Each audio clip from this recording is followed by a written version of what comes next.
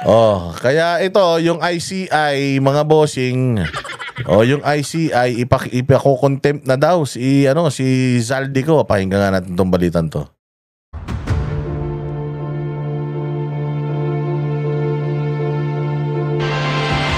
Hihilingin ng Independent Commission for Infrastructure sa Korte na i-cite in contempt si dating Congressman Zaldico kapag hindi siya sumipot sa pagdinig ng komisyon bukas.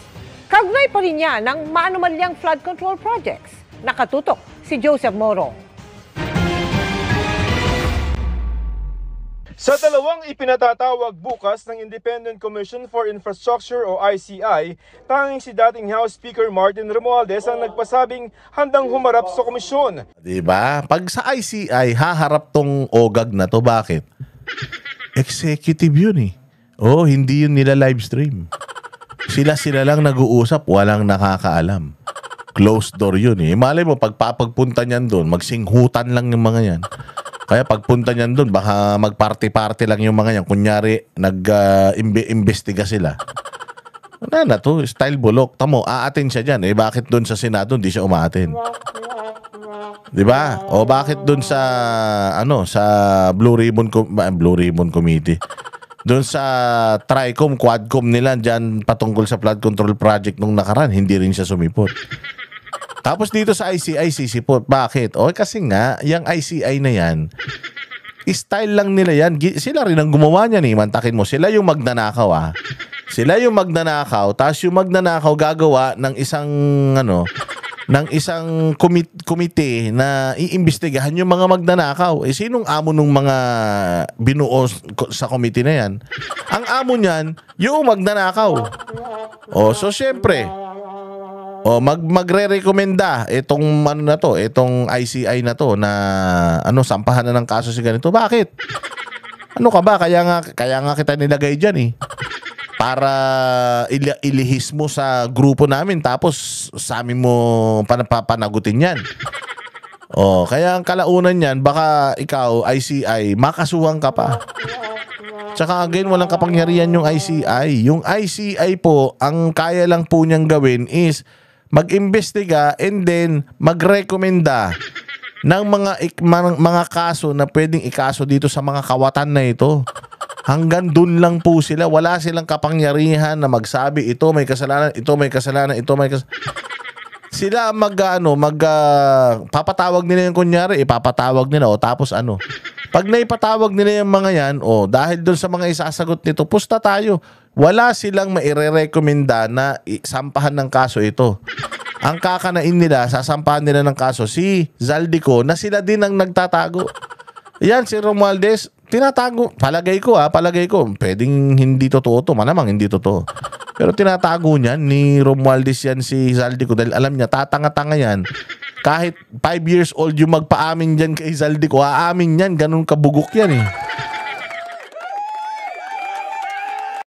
Tapos ito, pupunta daw sa ICI. Si Bongbong, di ba imbestigahan dyan? Malabo eh. Siya may gawa eh. Walang pasabi si dating Congressman Zaldico na nasa ibang bansa umano.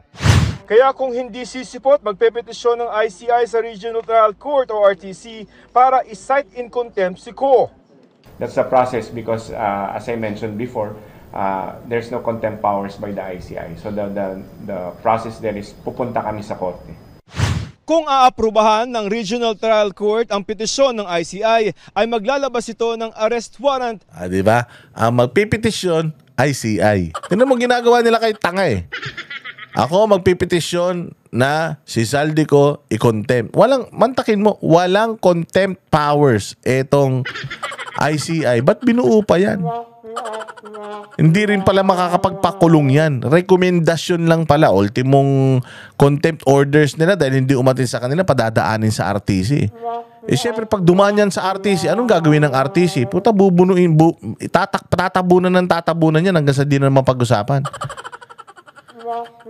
So naka-contempt si Zaldico o hindi? Naka-contempt siya sa ICI pero yung ICI wala namang kapangyarihan na i-hold siya, i-hunt siya, makipag-coordinate sa Interpol, issuehan ng red notice, mga ganyan, cancelahin yung passport.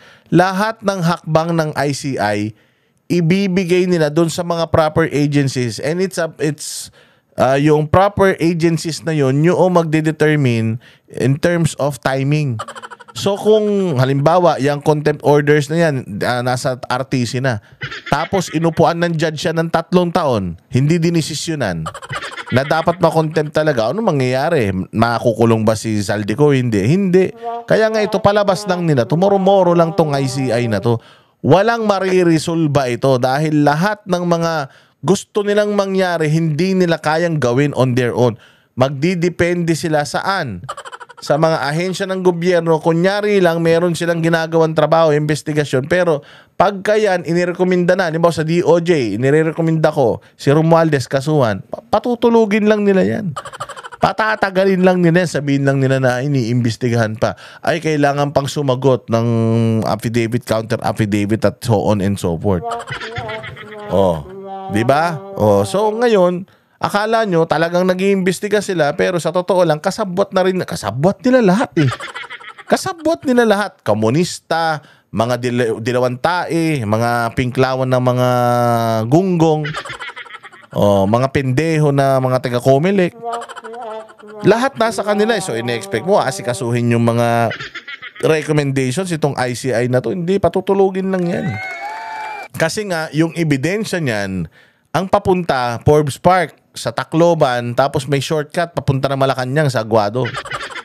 Oo, ganun, doon talaga papunta itong investigasyon na ito eh. Kaya ang gagawin ng ICI, ilalayo.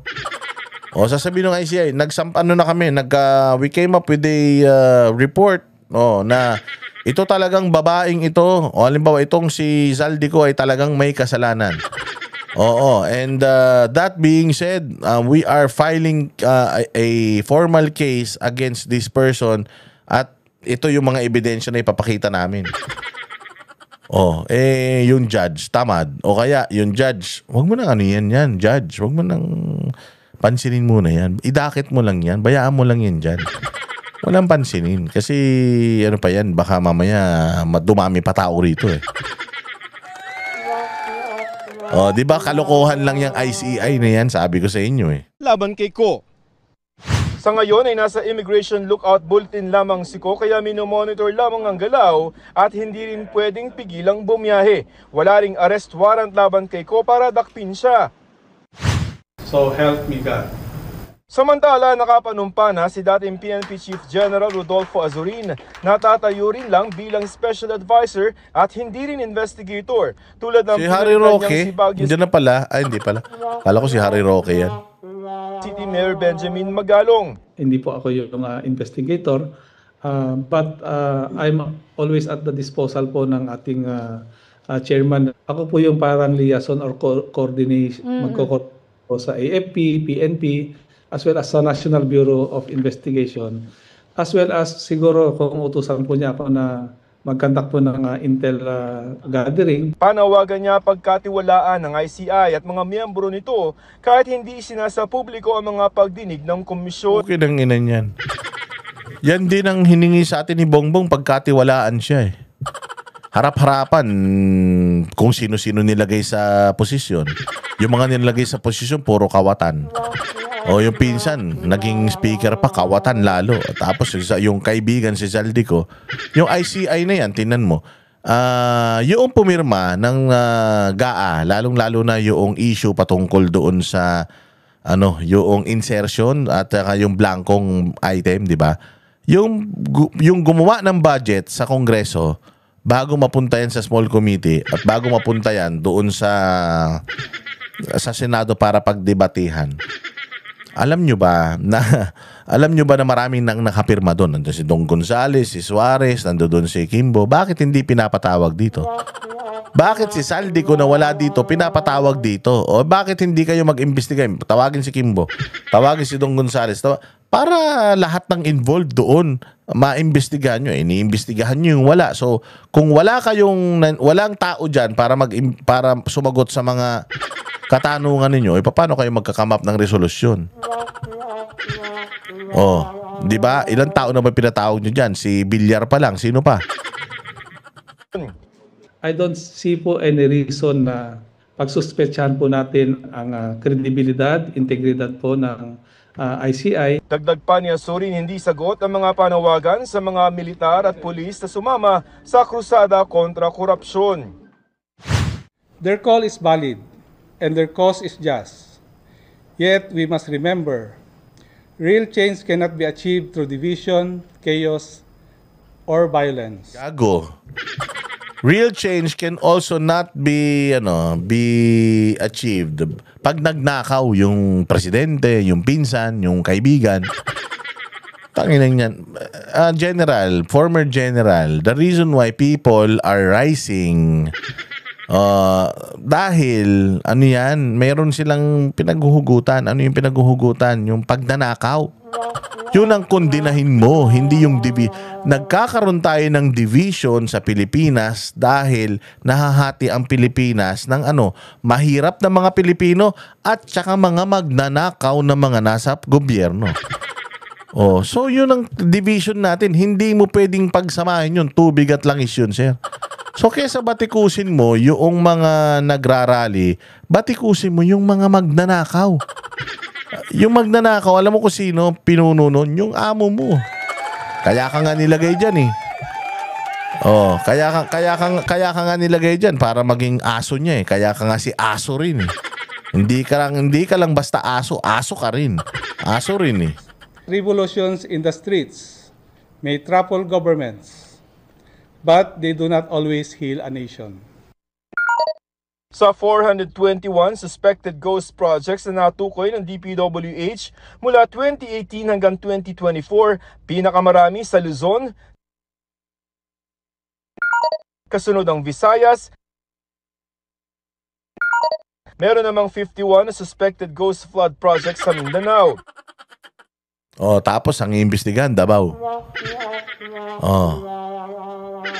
Hindi ba? I-inspeksyonin daw ito ng mga pulis at mga taga-AFP Engineering Brigade. Binigyan ng ICI ang sarili nito ng hanggang sa susunod na 3. Jesus, style nyo bulok, walang mangyayari dyan. Huwag kayo maniwala dyan.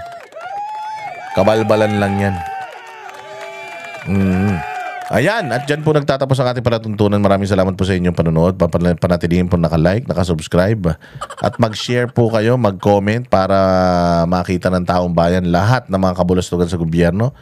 Hindi humihinto ang mga magnanakaw, kaya hindi rin tayo hihinto. Nare-reaksyonan ang lahat ng kanilang mga kabalbalan na ginagawa. Hindi tayo maluloko yung mga yan. Huwag tayong papaloko, huwag tayong gullible. Okay, kita-kita po tayo ulit sa susunod na vlog. Mabuhay ang Bayang Pilipinas. Kami ang boses ng masa, hindi natatakot. Katotohanan lang, di kami nalulunod. Walang bahid ng sismis, lahat ay totoo. Kahit sino ka pa, pag mali ka babanatan ka. Walang pinipiling kulay, wala kaming kinikilingan. Basta para sa bayan, kami lalaban. Pagdama palakpakan, pag mali banatan, di matitinag, di matatakot. Para sa bayan, tuloy ang sigaw. Sa harap ng kamera, walang halong takot.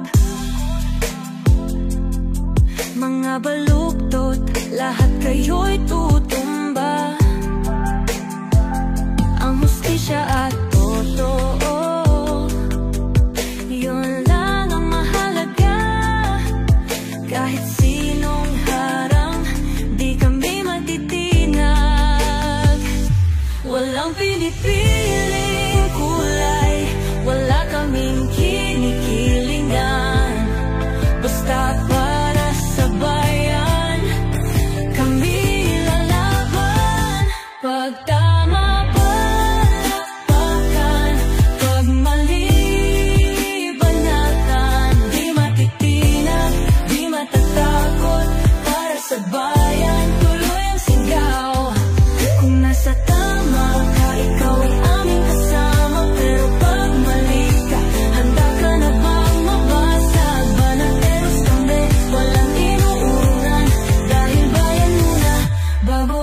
sarili.